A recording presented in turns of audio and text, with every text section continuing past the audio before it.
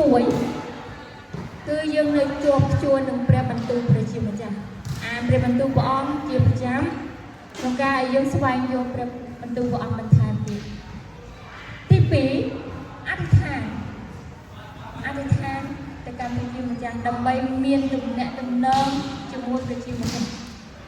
ព្រោះយើងដឹងអត់ថាណាគេជាគ្រឹះដ៏សំខាន់សម្រាប់ជីវិតរបស់យើងទាំងអស់គ្នា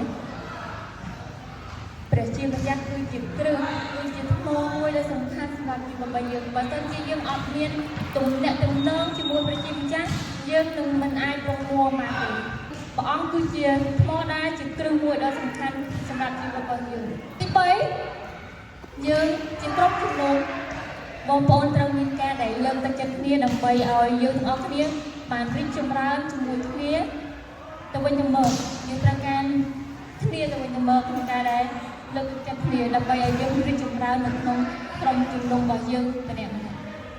មាន3ចំណុចហ្នឹងដែលឲ្យយើងទាំងអស់គ្នាឈរមាំនៅក្នុងសេចក្តីជំនឿបាន